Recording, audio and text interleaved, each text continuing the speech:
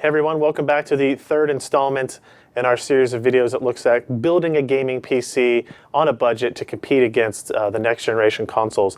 In our first video, Josh and I talked about the differences in the architecture between the Xbox One, the PS4, and a typical gaming PC. And then we talked about what parts we might use to build a gaming PC in the $750 to $800 price range. In our second video, we actually showed the process of putting the actual physical components together, putting it into a case, getting the graphics card installed, power supply, hard drive, optical drive, all that was done in there. And now we're going to look at the software side of things, installing Windows, installing Steam, using big picture mode, and showing you how easy it is to really game on a PC, either on a monitor, on a TV, anything you want to do. So we have the system here that we've built in our Corsair 200R case with all the components inside. And what we're going to go ahead and do is turn it on and boot into the Windows installer. Now, first thing I'll note is we're not going to use an optical drive for installation. We're actually using a USB thumb drive. If this is the first time you've done anything like this, it's probably a little bit easier to install it to the optical drive. You don't have to go through the process of making the thumb drive. But yeah, I think for the most part, the process is going to be identical.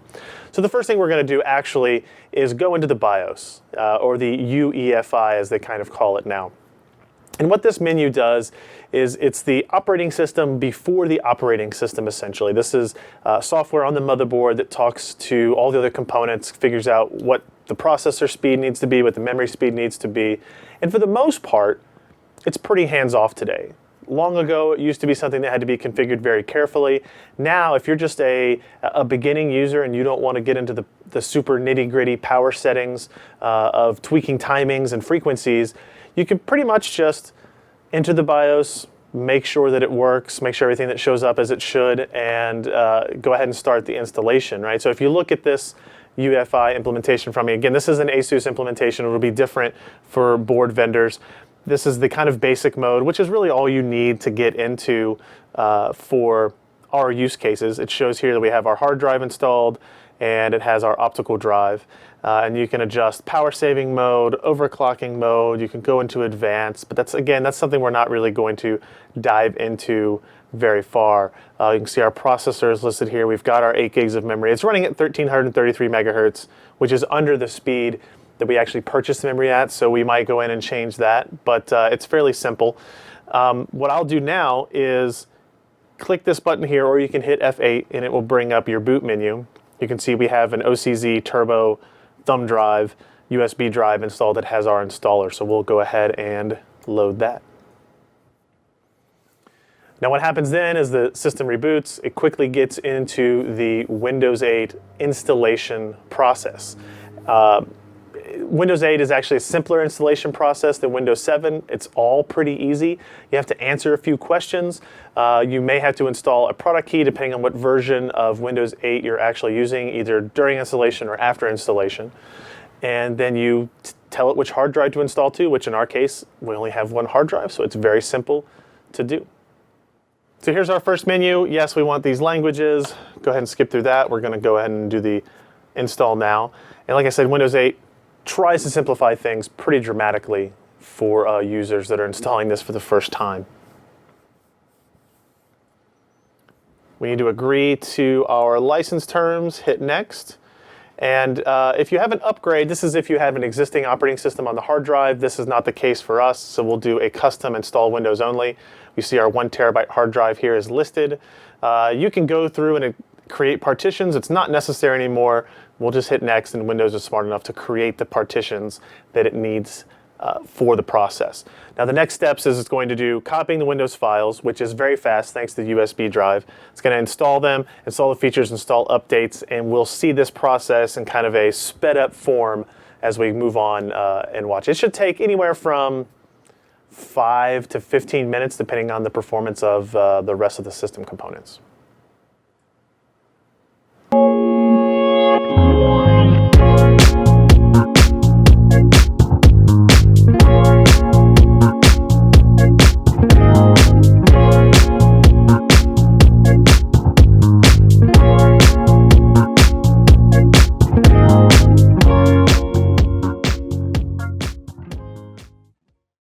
almost into Windows now. It finished most of the process. Here's where you can put in your product key if you have it handy. If you don't have it handy, you can hit skip here, and I think you get 7, 30, 60 days, something like that, to actually enter it. But you want to make sure you do eventually get it registered, because some of the Windows updates will require it later down the road. So here now it's going to walk through some of the personalization options. If you want to select a specific color scheme, and you give this a PC name, so I'll just go ahead and call it demo. Here is your express settings. This is like enabling auto updating and some security measures. We'll go ahead and use express settings on that. And now they're going to set up a user account on the system. This is kind of for if you have to have at least one account, regardless of whether or not you have people that are going to log in or out of your systems. Here it gives you the option to sign in with your Microsoft account or your live.com account if you already have it.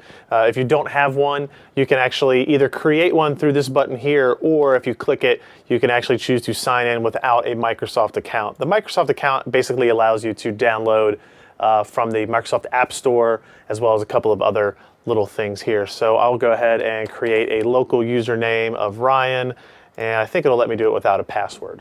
Yep, and now we get greeted by Windows, and essentially our setup process for the operating system is done. We still have a little handful of things we need to do here in terms of making sure we have the latest drivers for all the components inside the system.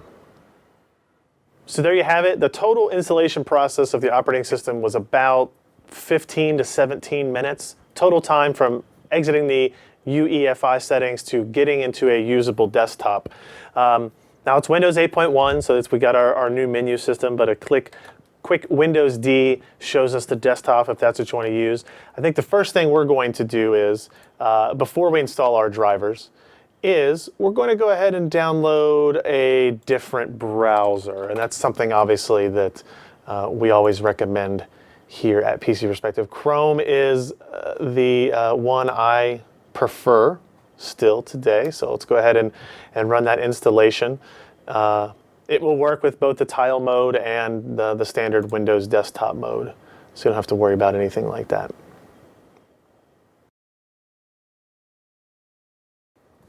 All right, so we've got Chrome installed, and we need to worry about drivers now. So your motherboard will come with a DVD or CD of drivers on there, but the best option for you still is to get online and download the latest drivers from the hardware, the motherboard vendor's website. If you happen to be in a situation where the network driver is not available, then you'll have to install that from the CD and then move on and go to the website there. So I'm going to go ahead and go to the ASUS website, and we will jump into the support section, and I'll show you kind of, what drivers you need to look at getting. So download our drivers. We need to look up the M5 A99 FX.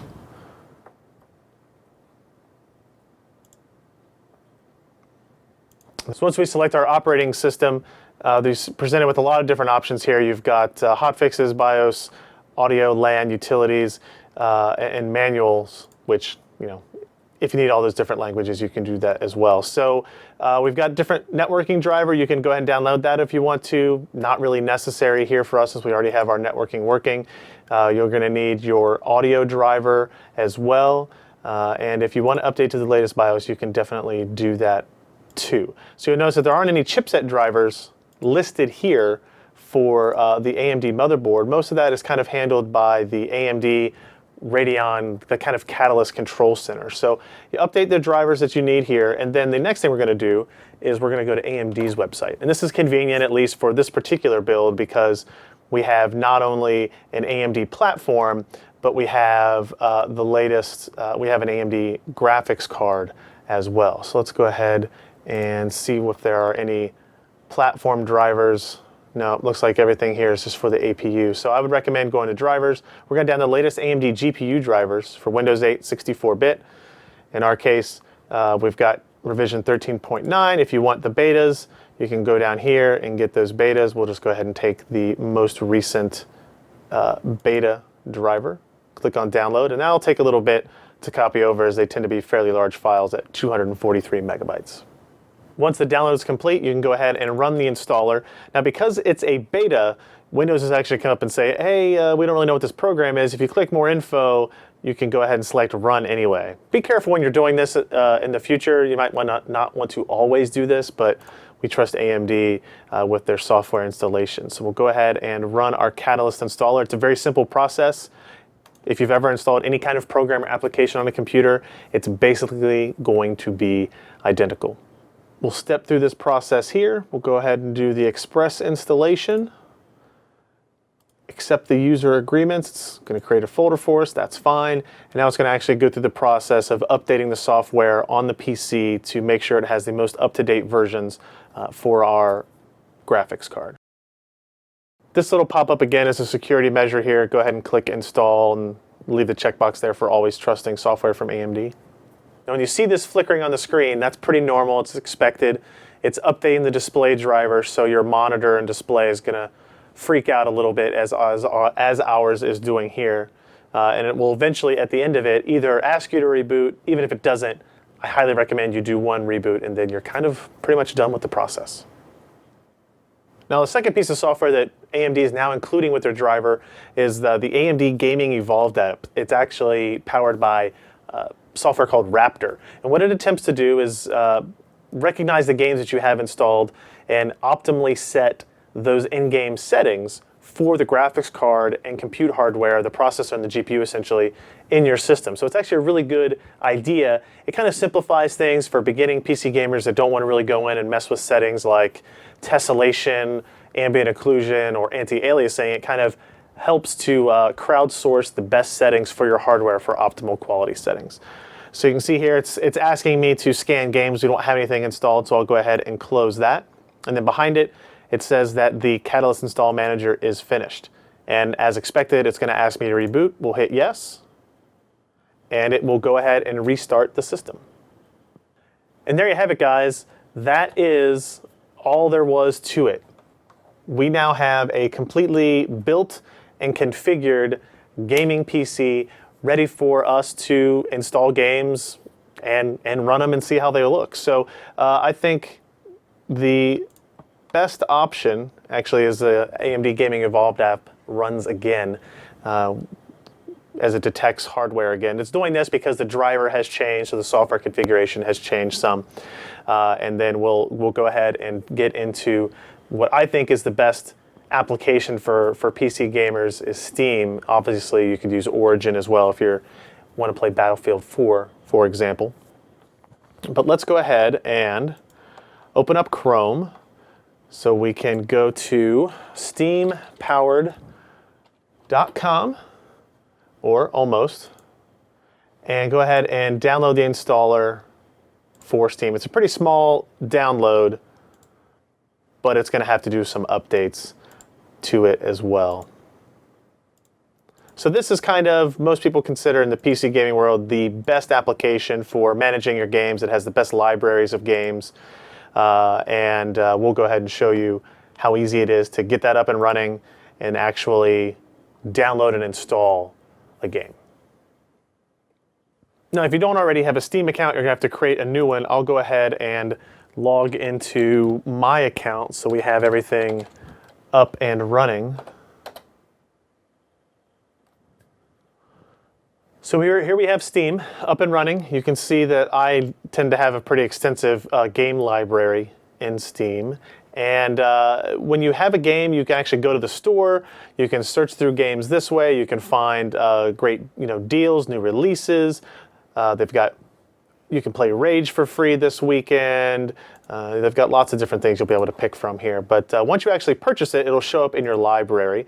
And here they're all grayed out because I don't actually have any of them installed, but we definitely want to get one of these up and running. So let's go ahead and pick something that's fairly new. Let's install Metro Last Light. And the process there is once it's in your library, just double click it. It's going to bring up this menu here, this little control. It's going to say it requires 9.3 gigabytes of data. we have plenty because we have a 1 terabyte hard drive and gives you an estimate on the download time. Hit next there, and that's pretty much all it is. We hit finish here. You can see that the download of Metro Last Light has begun. And if you want to, you can click on this and go to downloads, and you'll have a little bit more detailed outlook of how fast the download's going to go, how much time you have remaining as it's starting to keep track of that data. So that's 8.3 gigs of download. We'll go ahead and get that up and running. So after waiting for the game to download, we now have Metro Last Light installed. So to run it, we just double click from the library, and it's going to do some last minute kind of first time setup stuff, installing Microsoft DirectX initiatives. This one is apparently Windows ? installer, DirectX for Windows. This will happen usually with any game you install, but it's a fairly quick and painless process.